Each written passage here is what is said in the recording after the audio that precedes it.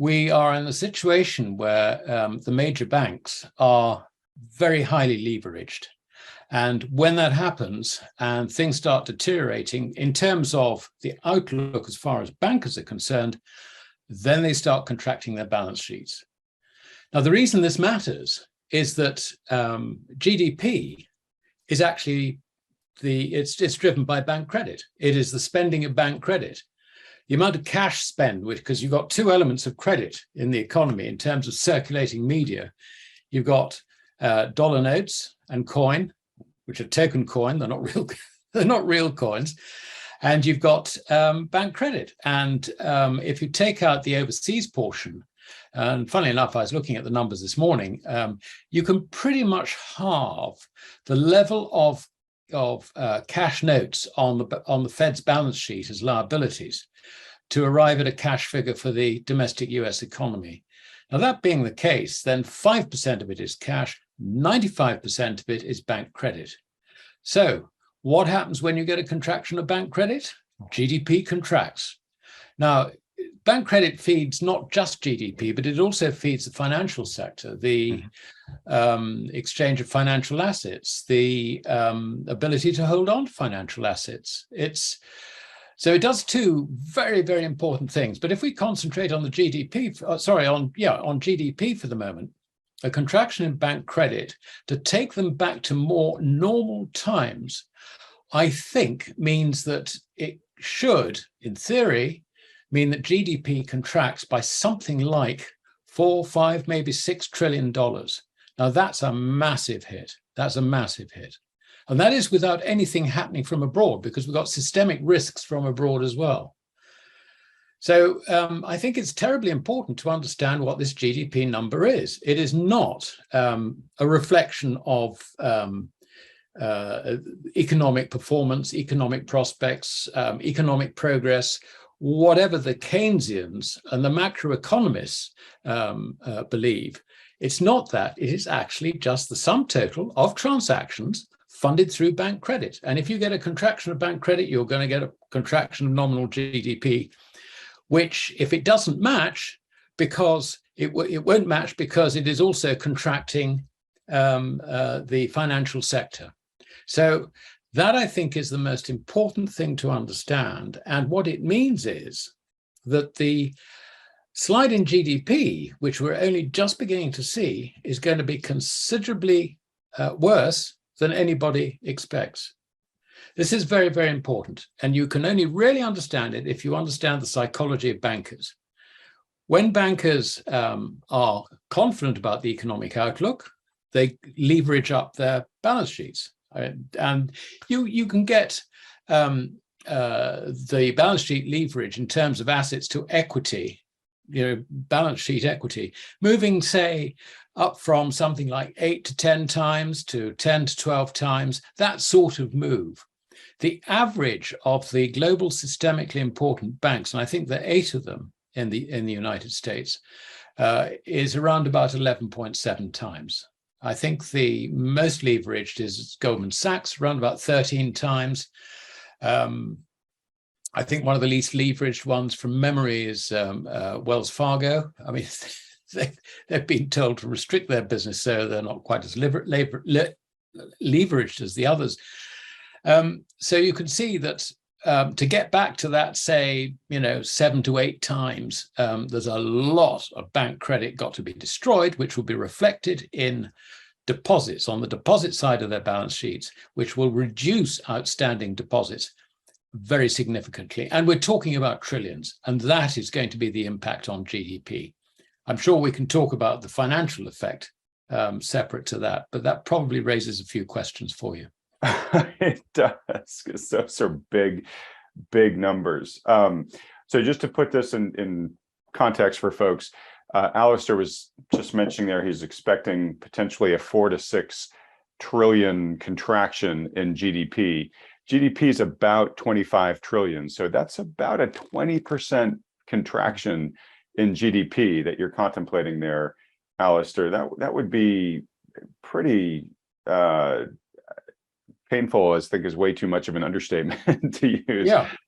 So you started this by saying this is, you get to know where we are in the cycle of bank credit here. So if we're entering the down cycle where bankers are becoming more nervous and therefore they're tightening their lending, which is going to lead to this contraction that you're talking about. Can you just explain for a moment what is driving this part of the cycle? What is it specifically that is making the bankers scared enough to tighten by this much? Is it just the Fed raising the cost of capital right now with its rate hikes, or what is it? No, it's actually very, very simple. And to understand it, you've just got to imagine that you're a director of a bank and that you have responsibility to shareholders in that context. You see interest rates beginning to rise. Now, we've got a huge, great gap between where interest rates are and arguably where they should be, because you've got inflation running at 10% or, CPI inflation. Some say more, some say it's CPI, whatever, it doesn't matter. It's a huge gap. And that's going to have to be closed somewhat. Maybe not totally, but closed somewhat. Now, imagine that you're a director of a bank and you have got loans out to businesses in this environment. And you know that quite a number of the businesses which you have lent money to cannot handle higher interest rates because they are, we could be really blunt and say that they're zombie companies which you've been keeping going because you didn't want to write off your loans.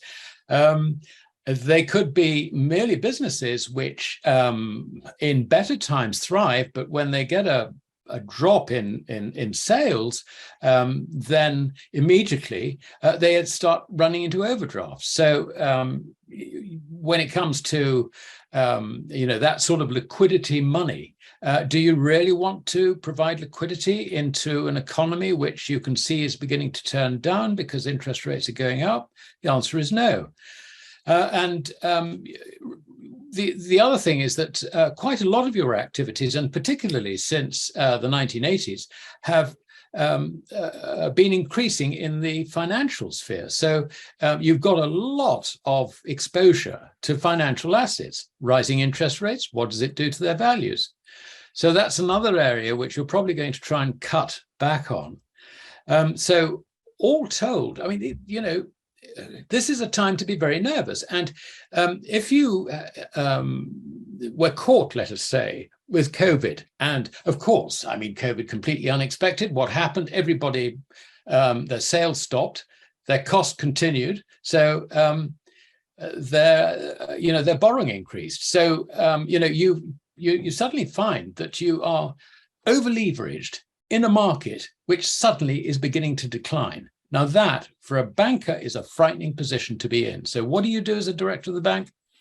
You want to cut back as much as you can. And the thing that was interesting, and I can't remember whether this came up the last time we spoke, but Jamie Dimon spoke at a banking conference. I think it was in the very early days of July in New York. And he said that 2 weeks ago, I likened the economy to being in a storm. I've upgraded that now. As far as I'm concerned, we are in a hurricane. Now, that is the most senior commercial banker in the world, giving you a heads up that he is going to start contracting his balance sheet. Do not ignore that. And nor will all the cohort of bankers around the world. They will know exactly what he said. And if they hadn't already arrived at the same conclusion themselves, they have been told by Jamie Dimon that this situation is getting worse. Therefore, contract your balance sheets. It is inevitable. And this is the cycle of bank credit. I mean, we've had this ever since records really began.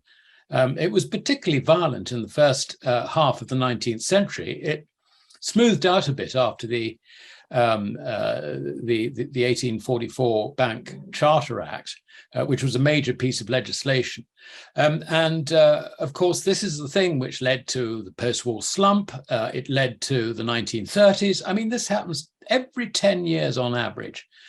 And we are now, 13, 14 years since the last slump, the last bank credit cycle downturn, which was essentially financial in nature, and that led to the Lehman failure. So, it's time we had another one. I'm afraid. And if you are a director of a bank, you will be very aware of all these dynamics and you will feel very, very exposed. And furthermore, where you have counterparty risk to the Eurozone and the Japanese financial markets, you will know that your counterparties in those markets are even more highly leveraged than you are. I mean, it's an average of the G-SIB's average in the Eurozone is around about 20 times.